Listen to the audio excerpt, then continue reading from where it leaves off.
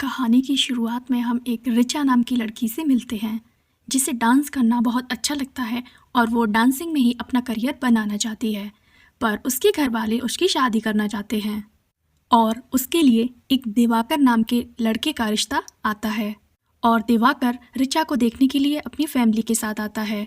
यहाँ रिचा की दिवाकर से अकेले में मुलाकात होती है और रिचा दिवाकर को पसंद करने लगती है और दिवाकर भी इस रिश्ते के लिए हाँ कर देता है और कुछ ही दिनों के बाद दोनों की शादी हो जाती है। शादी के बाद रिचा को उसके ससुराल वालों का रहने का ढंग पता चलने लगता है। उसकी सास को खाना बनाना बहुत पसंद था, या यूँ कह लीजिए उनका दिन और रात पूरा किचन में ही निकलता था। और साथ ही उसका जो खड़ूस ससुर था उसको मिक्सर का खाना बिल्कुल भी पसंद ही नहीं था।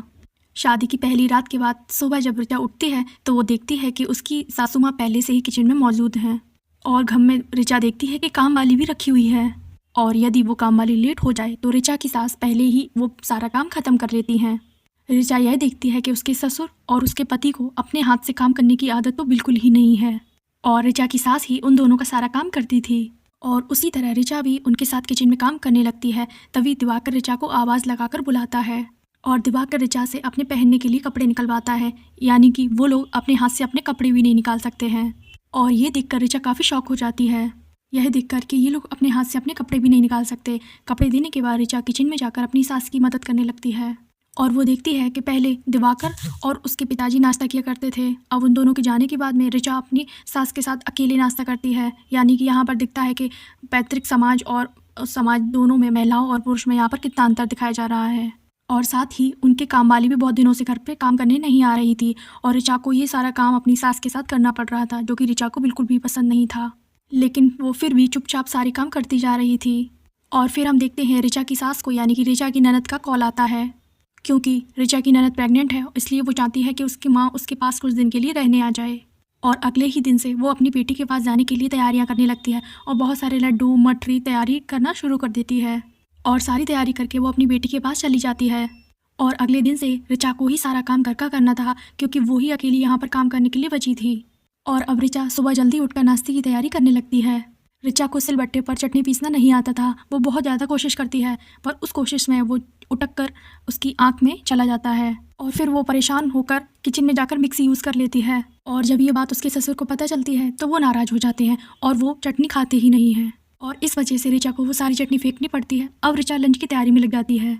अब लंच में रिचा ने कुकर में बिरयानी पकाई थी। अब वो बहुत एक्साइटेड थी, पूछेगी कि खाना कैसा बना है। अब खाना टेबल पे आने के बाद वो पूछती है कि पिताजी खाना कैसा बना है, तो उसके ससुर उसको सुनाने लगते हैं, बोलते हैं कि ये कैसी बिरयानी बनाई है, क्या कभी कोई कुकर में बिरयानी बनाता है। ये सुनकर रिचा बहुत ही अंदर टूट जाती है।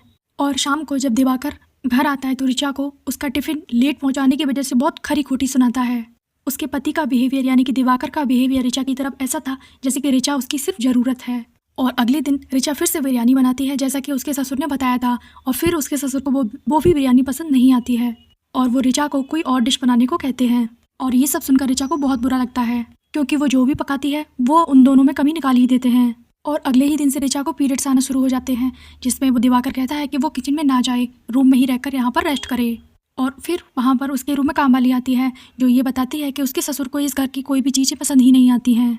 और रिचा यहाँ पर फ्री टाइम में अपने पुराने डांस वीडियोस को देखने लगती है और फिर वो अपने पुराने दिनों को याद करके डिसाइड करती है कि वो एक डांस टीचर की जॉब करना स्टार्ट करेगी। और यहाँ हम टेबल पर उसके ससुर और उसके पति को देखते हैं, वो जो ये सोच रहे हैं कि कब रिचा ठीक हो और अपने काम में वापस से लग जाए, क्योंकि वो काम वाली पर रिचा की तरह ऑर्डर नहीं मार पाते थे। और इसी तरह 5 दिन बीत जाते हैं और रिचा काम पर वापस दोबारा आ जाती है और वो किचन में जाकर देखती है तो वॉश बेसिन के नीचे की पाइप लीक कर रही थी। वो दिवाकर को भी इस बारे में बताती है, पर वो उसकी बात पर ध्यान ही नहीं दे रहा था। वॉश बेसिन पूरा पानी से भर चुका था और रिचा को अपने कामों में बहुत दिक्कत आ रही थी, लेकिन सब उसकी बात को इग्नोर कर रहे थे। फिर तभी रिचा अपनी माँ को कॉल करके कड़ी की रेसिपी पूछती है और रिचा अपनी माँ को बताती है कि मेरा पूरा दिन ऐसी काम में बीत जाता है। तो उसकी माँ पुरानी सोच ख्याल की है और वो ये कहती है कि तुम्हें धीरे धीरे ये सब सुनने की आदत पड़ जाएगी। रिचा को यहाँ पर अपनी माँ से उम्मीद होती है कि शायद वो उसके लिए कुछ अच्छी बात करेंगी। और अगले दिन जब रिचा अपने पति और ससुर से अपनी जॉब के बारे में बात करती है कि वो जॉब करना चाहती है, तो दिवाकर कहने लगता है कि अब हमें बच्चा भी करना है और तुम्हारी इस हालत में हम तुम्हें जॉब करने नहीं दे सकते हैं, और मैं तो सब कुछ कर ही रहा हूँ, तुम्हें पैसों की क्या ज़रूरत है। और उसके ससुर भी इस बात पर अग्री करते हैं कि वो बाहर जाकर जॉब करेगी ही क्यों। रात में ऋचा परेशान होकर दिवाकर से कहती है कि मुझे लगता है कि वो सिर्फ उसकी ज़रूरत है। इस पर इन दोनों में बहस हो जाती है और दिवाकर उससे कहता है कि ऋचा, तुम्हारे अंदर से किचन की बू आती है। और अगले दिन ऋचा के ससुर के दोस्त आते हैं और वो भी ऋचा के ससुर की ही तरह थे और वो भी ऋचा को ऑर्डर देने लग जाते हैं। ऋचा उससे पूछती है कि आपको क्या खाना है, पर वो जब उसको ऑर्डर देता है, बनाकर लाती है, तो वो कहता है कि ये शिकंजी इस तरीके से नहीं बनती है, बहुत सारी कमियाँ उसके खाने में निकाल देता है और यहाँ तक कि उसे ऋचा की चाय भी पसंद नहीं आती है। और वो फिर कहता है कि उसे मटन खाना है और इसलिए ऋचा को फिर से सारा खाना बनाना पड़ता है। ऋचा को ये सब करते हुए बहुत ज़्यादा गुस्सा आ रहा था, लेकिन ऋचा अपने गुस्से को अंदर ही अंदर दबाई जा रही थी और उसे लग रहा था कि उसकी ज़िंदगी किचन में ही कट जाएगी। ऋचा बार बार दिवाकर से पाइप के बारे में बात करती तो दिवाकर उसे कम्प्लीटली इग्नोर कर देता था। अब हम देखते हैं कि ऋचा का पहला करवा चौथ का व्रत है। उसकी मदद के लिए दिवाकर की बुआ उसके घर में आती हैं। आज ऋचा का निर्जला व्रत था, फिर भी ऋचा को बहुत सारा खाना बनाना पड़ता है और उसके काम को देखकर उसकी बुआ भी उसे डांटने लगती है, ये बोलकर कि तुम्हें तो काम करना बिल्कुल भी नहीं आता है। आजकल की लड़कियों को ये क्या होता चला जा रहा है, यानी कि इनडायरेक्टली वो भी उसे सुनाने लगती हैं। और जब शाम को व्रत तोड़वाने के लिए दिवाकर घर पे आता है तो वो ऋचा को उसका फ़ोन दिखाकर उससे पुराने डांस की वीडियो डिलीट करने के लिए बोलता है, जिस पर ऋचा उसको साफ इनकार कर देती है। लेकिन दिवाकर उसे धमकी देने लग जाता है कि अगर उसने डिलीट नहीं किए वीडियोस तो वो उसे घर से निकाल देगा और ऋचा फिर भी उसे मना कर देती है और वो वहाँ से गुस्से में चला जाता है। करवा चौथ का व्रत पूरा होता है और कुछ दिनों के बाद दिवाकर के पिता का बर्थडे होता है और बहुत लोगों को उन लोगों ने घर में बुलाया होता है और वो सब वहाँ पर पार्टी कर रहे होते हैं। तभी दिवाकर आकर कहता है कि वो इतने लोगों के लिए खाना बनाए और वो ऋचा को ये लगता है कि इन लोगों ने तो ये समझ लिया है कि मैं यहाँ पर काम वाली हूँ, और हो भी क्यों ना, वो लोग उसको उसी तरीके से ट्रीट भी कर रहे थे। और बीच बीच में दिवाकर आकर उसको वीडियो डिलीट करने के लिए बोल रहा था, जिस पर ऋचा को अंदर ही अंदर और गुस्सा भड़क रहा था। और वॉश बेसिन के नीचे जब पानी टपक रहा था तो उसने एक बाल्टी रखी हुई थी, उस बाल्टी में से जो गंदा पानी था वही वो ग्लासों में भरकर वो उसकी पार्टी में पहुंचा देती है, जिसे देखकर वो सब शॉक हो जाते हैं और दिवाकर को बहुत गुस्सा आता है। जब दिवाकर और उसके पिताजी किचन में आकर ऋचा से बोलते हैं कि ये क्या बिहेवियर है, तो ऋचा उस गंदे बाल्टी में का जो पानी था दिवाकर के मुँह पर मार के वहाँ से भाग जाती है। जब ऋचा अपने मायके पहुंचती है तो उसके माँ बाप कहते हैं कि वो दिवाकर को सॉरी बोल दे और वो अपने घर पे चली जाए, पर ऋचा यहाँ पर सॉरी बोलने से मना कर देती है। और यहाँ पर ऋचा अपने भाई पर भी भड़क जाती है और माँ से कहती है कि तुम जैसी ही माँ ही अपने बेटों को बिगाड़ देती हैं, कि वो सारे काम उनके करती हैं और उनको उनकी गंदी आदत पड़ जाती है और बाद में जब कोई लड़की शादी करके उनके घर आती है तो उसे ये सब भुगतना पड़ता है। अब ऋचा सबको छोड़ चुकी है, अब वो अपनी डांस क्लास को फिर से ज्वाइन कर लेती है, अपनी ट्रूप को आगे बढ़ाती है और वो अपनी ज़िंदगी आज़ादी की तरह जीना शुरू कर देती है। ये दर्द सिर्फ ऋचा का नहीं था, ये दर्द दिवाकर की माँ का भी था, पर यहाँ पर अंतर है, ऋचा ने ये सब जाहिर किया, उसकी माँ ने ये सब कुछ दबा के अंदर सीने में रख लिया।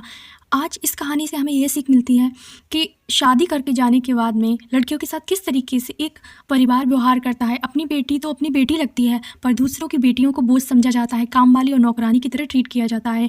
आज भी ऐसी धारणाएं हमारे समाज में पनप रही हैं, उनको रोकना हम लोगों का फ़र्ज है। जब तक हम सहेंगे वो हमारे पर अत्याचार करेंगे।